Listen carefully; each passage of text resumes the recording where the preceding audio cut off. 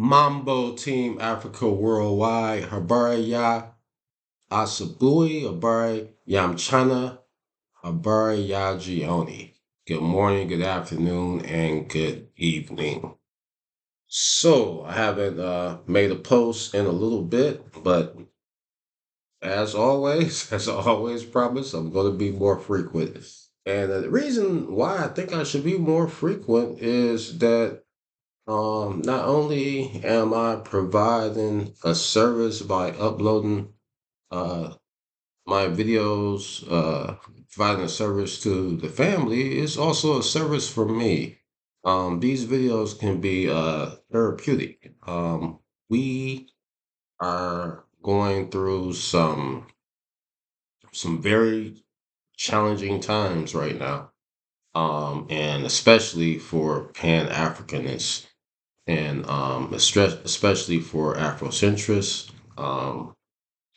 And what I want to say is be not discouraged. I know it's hard. I know it is hard, especially when you are in these social media streets and you're taking in content throughout social media and you're reading comments. And what I would suggest is don't get caught up in comments. Don't even read comments.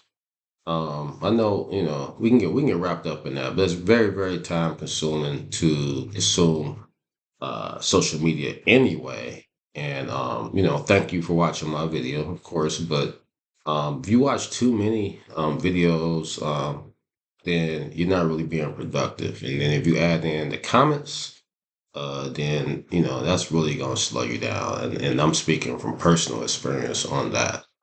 So, I would suggest just, if you are leaving any comments, leave them specifically for the content provider, and ignore everything else. But yeah, it seems like in the United States, we're having a divide, a serious divide.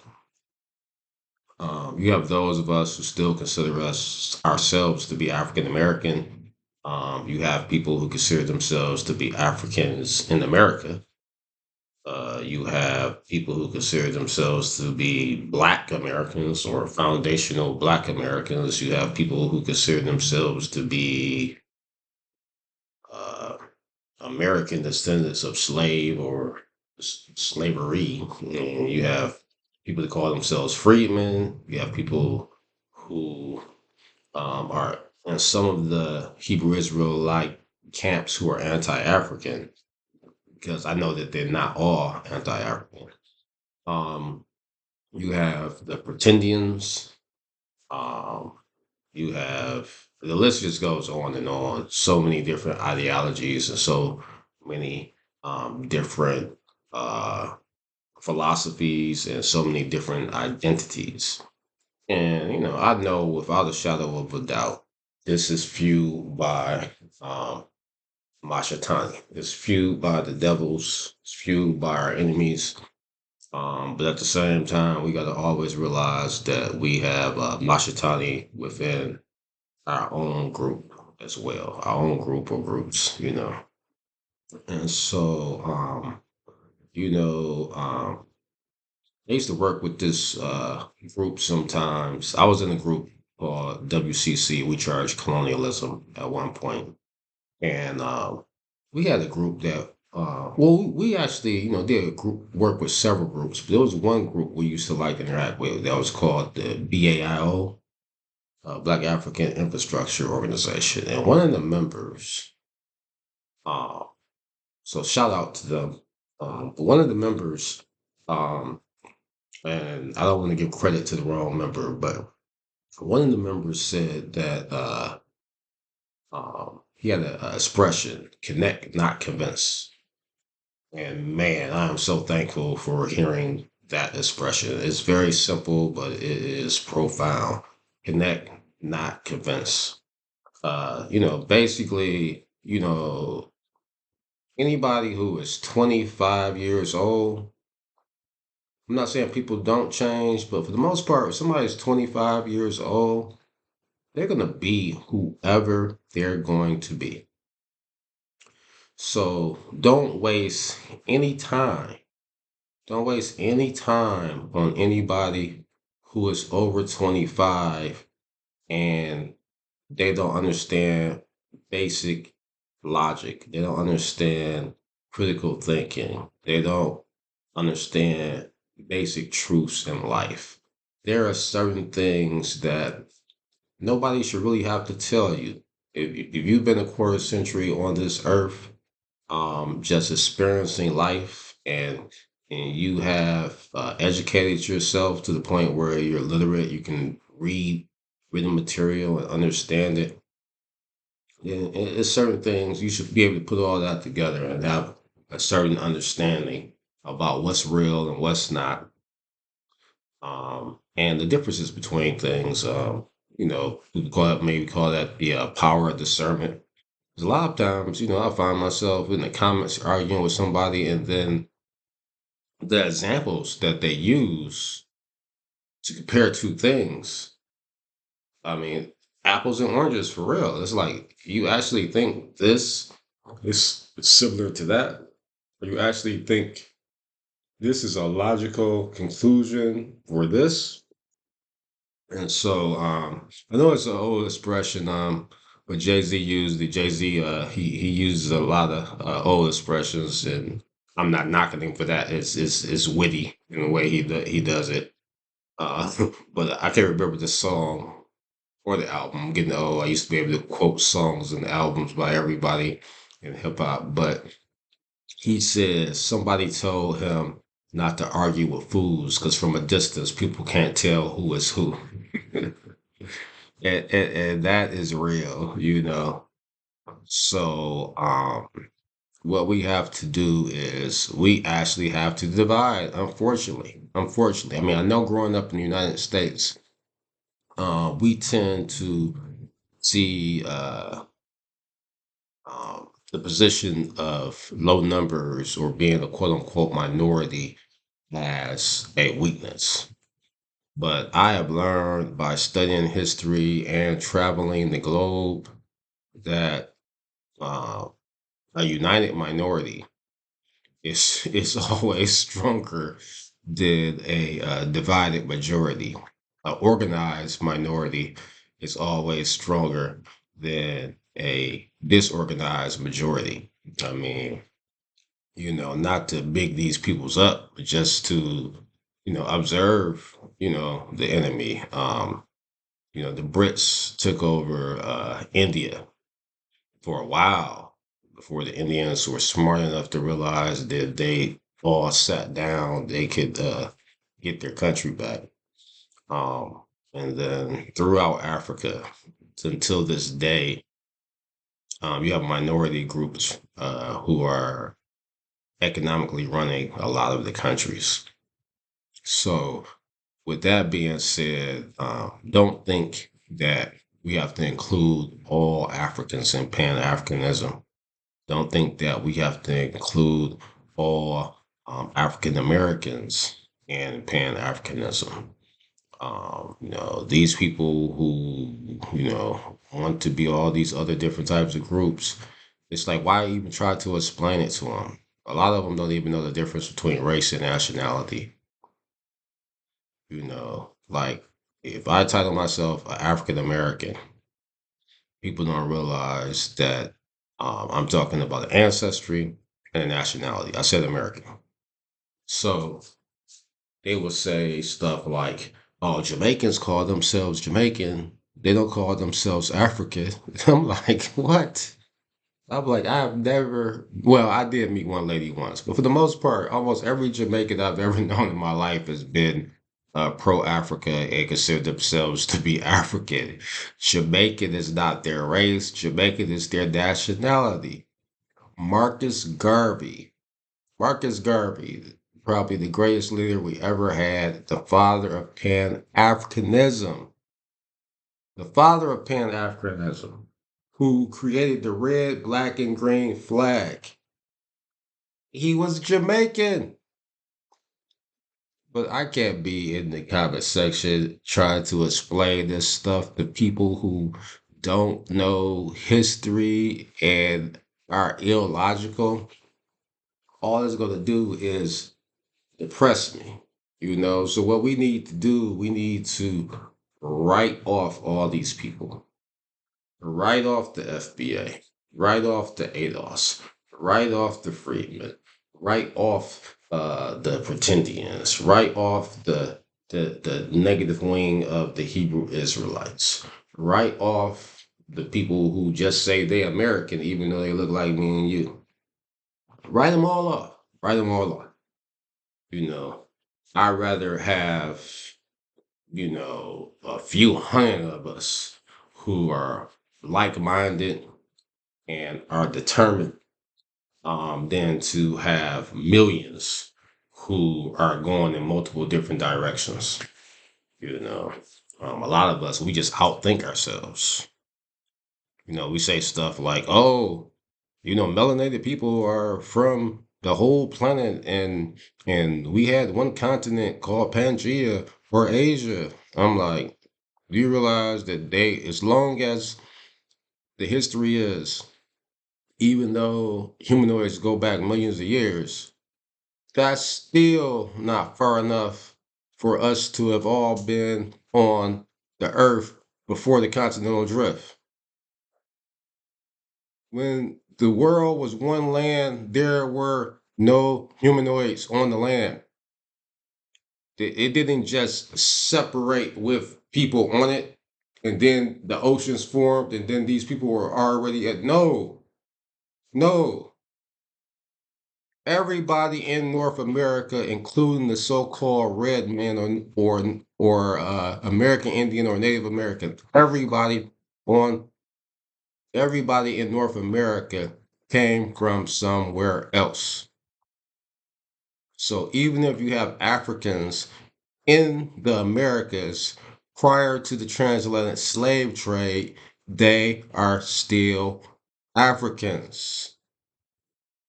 Why would you disrespect your ancestors so much to think that although the rest of the world had ships and knew about maritime and were able to travel the globe, and we were here first, you don't think we were smart enough to have ships and travel the globe? You know, I mean, if you do any study, everybody, well, not everybody, but most people have heard of Mansa Musa, who was the richest man of all time. All right, the reason that Mansa Musa even came to power is because his older brother, who was the king before him, um, voyaged out to the Americas and never came back. They were from Africa. So, and we don't know what the numbers are, but I know that to be logical, it had to be a small number. It wasn't a huge number, just based on the condition that we are in today.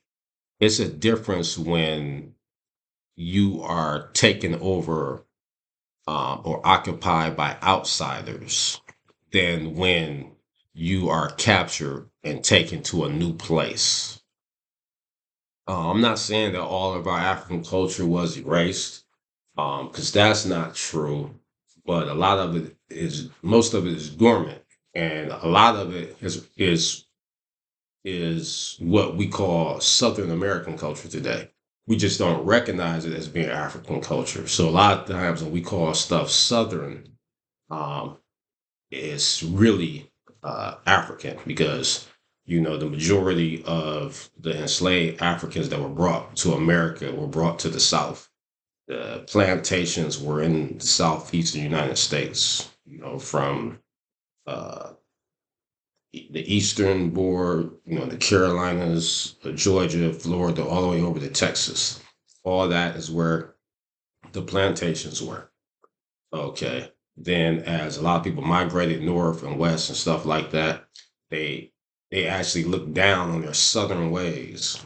But those southern ways were the ways of the African.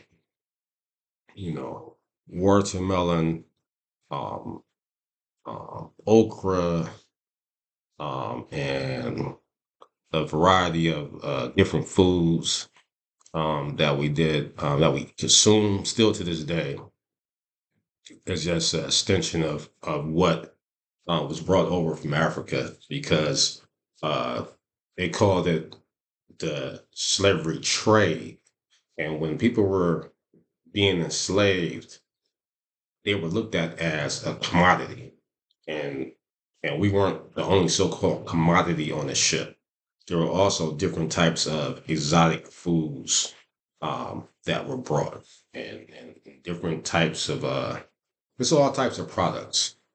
You had a barter system back then. It wasn't I don't think it was a whole lot of money that was always changing hands. A lot of times it was, you give me this, I'll give you that. You give me these guns, and I give you these guns, and you give me a bunch of watermelons. So some of our culture, it did come over here to the U.S. Not just food, singing, dancing, religion. You know, I think everybody saw the movie Sinners, and even though I didn't think Hulu played as big as a part of the movie as reviewers say, it was there. And if you're from the South, if your grandparents are from the South and you spent time down there, then there was always aspects of hoodoo, even if you didn't know the name of hoodoo, and things of that nature. We talk about the Gullah Geechee people on the coast, and it's just odd to me when I started researching the Gullah Geechee people, even though my mom's people are from the western side of Georgia near Alabama. Um, the language, when I heard it, I didn't even know that was a language. My grandmother and my great aunt and my aunties, they all talked like that. They all talked like that when back in the 70s. I would, go from Detroit to Georgia, Alabama, and Mississippi to visit relatives. And I remember it would take me about 3 days before I could understand what they were saying. And then by the end of our trip, we'll be down there like a week or two in the summer and a week during the Christmas or winter school break. And then but I would pick it up and I would adapt to it. And so then when I would come back home to Detroit, Michigan, uh, I started talking to my friends and be like, "Oh, you been south again, huh?" They were like, "What did you say? Oh, you been south again." And when you trace that language, it wasn't just broken English from a lack of education. It's also the result of learning English with an African mind. Because you're learning with no books, but when you learn the language, you learn the language with the logic of the language that you already speak. Anybody who studies a second language will understand that. Like, I'm studying Kiswahili now. So when you learn a new language, you're learning the language based on the logic and the grammar of your first language. And so that's what created our so-called ebonics, um, our ebonics, or languages like the Gullah Geechee languages. Is actually a blend of African language and English. It's not just broken English, and so there's no need for people to be ashamed of that. That's our culture. Um, but I feel like I'm rambling a little bit, but I have a lot of thoughts in my mind about this stuff. I mean, I'm just saying, people who recognize the things that I'm saying to be fact. We don't need to be arguing with these other people. Um, some things are just, if you know your history, like that this last ship to arrive to America um from Africa, carrying human cargo, was named the Cotilda, and it landed in the Gulf uh coast area of Alabama, which is Mobile, basically. And there's a town there to this day called Africa Town. And the last survivor of that ship who was a baby when they arrived. That last survivor, I think her name was Matilda, which is an odd coincidence. Her name was Matilda, and the ship was the Cotilda, and she died in 1940. 1940. My mother was born in 1946. So there, there are people, there are people who are alive right now who are over 100 years old. So there are people who are alive right now who were alive at the same time that the U.S. had African slaves. So people want you to think that this was such a long time ago. Said, oh, it was so long ago that we left from Africa. We're not Africans anymore. And it's like, what? Like, that was yesterday. That's why we still have so many challenges.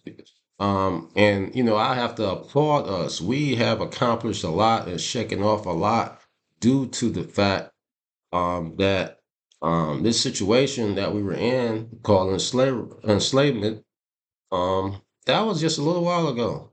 And since that time we've gone through sharecropping and Jim Crow and black codes and all these different areas, civil rights movement and you know, heroin era, crack era, and now that I guess the kids they own pills. But we've been through a lot to get to where we are right now, and so we're not that far disassociated from that, and we're not that far removed from Africa at all. I mean, the United States of America is a very young country actually, um, and of course, African Americans were here before the Revolutionary War. So I do understand when people say we were the first Americans, but still got to realize that's a nationality, that's not a race. And then you have these people they want to be pretendians just because their grandma told them that their grandma was a Cherokee or something. So that would be your great great great great great great grandmother. You got how many? Like you have two parents, you have four grandparents, you have eight great great grandparents, 16 great great great grandparents, and 32 great great great great grandparents, I think.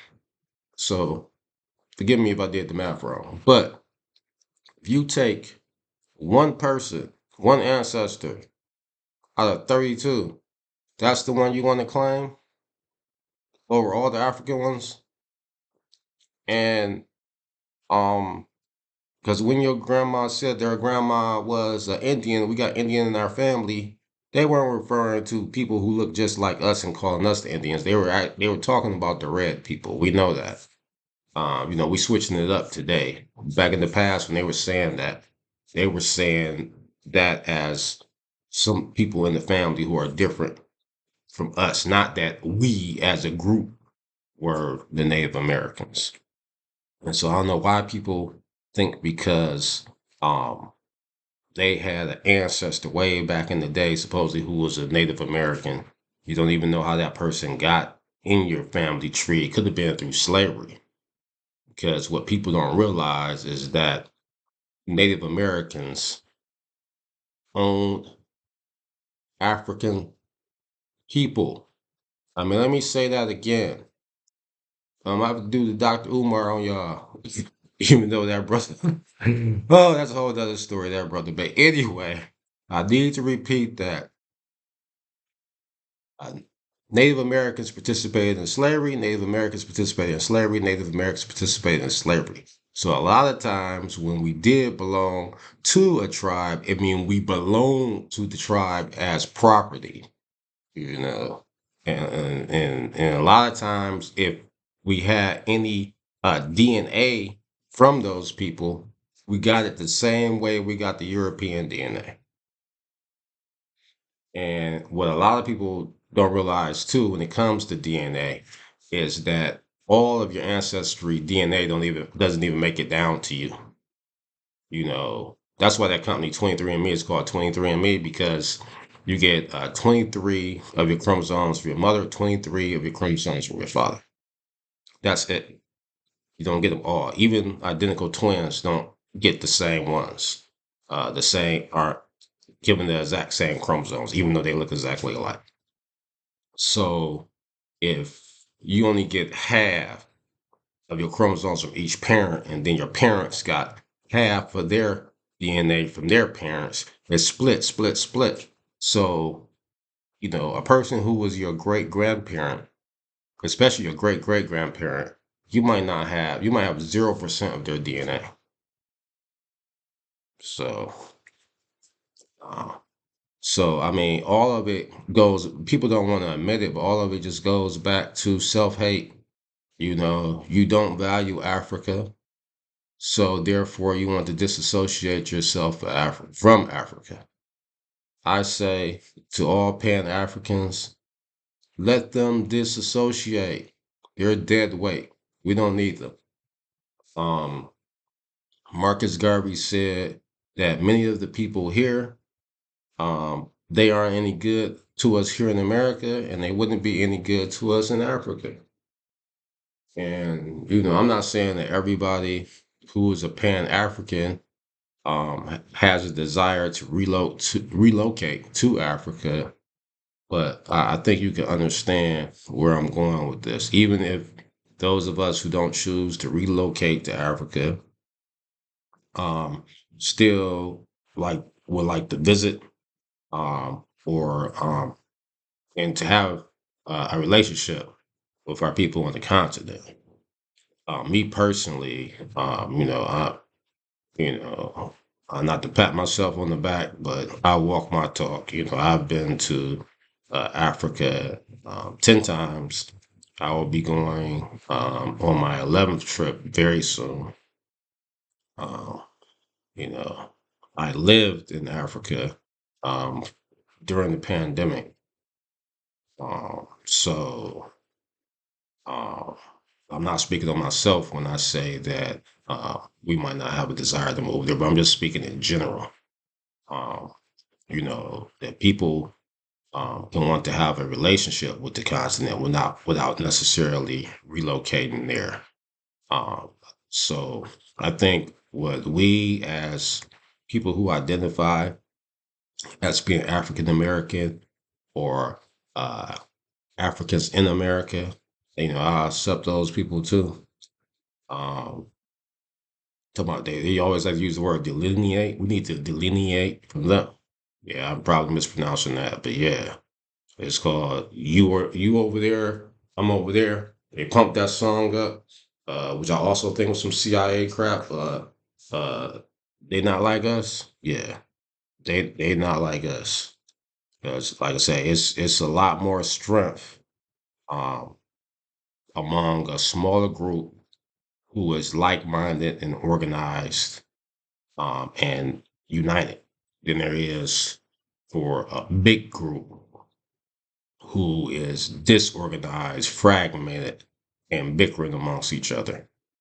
So I don't know. I think it's supposed to be 30, 40 million of us, whoever that us is, in the United States.